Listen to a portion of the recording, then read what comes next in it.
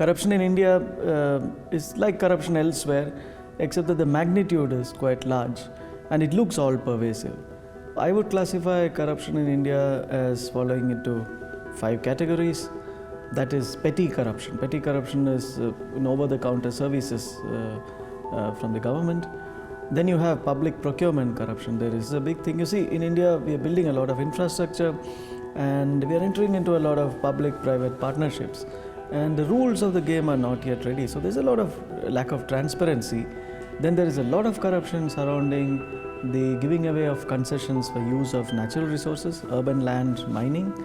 In fact, very senior politicians have been arrested. They have gone to jail on issues such as selling away bandwidth for mobile phones, urban land and mining.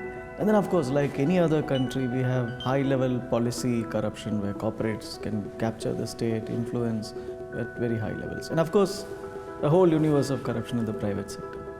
So we don't seem to have got our act right. And I think it's a direct consequence of liberalization. People say that liberalization reduces corruption, but in the short term, actually, it increases corruption because the opportunities for buccaneer companies to operate is very high. The solution, I think, is to break up the problem into solvable bits. If you look at corruption as a gigantic single problem, then you can get daunted by it. And I think the problem in India is that everybody likes to rant about corruption. But essentially, if you can break it down, if you can componentize it, then you can chop it into solvable bits. And I think we need to learn from some good things that are happening in India. There are remarkable successes which we don't celebrate. Income tax filing of returns is almost nearly corruption free because it's all online. So I think we need to, the easy to solve problems relatively is corruption at the petty level. And then we climb the ladder of expectation.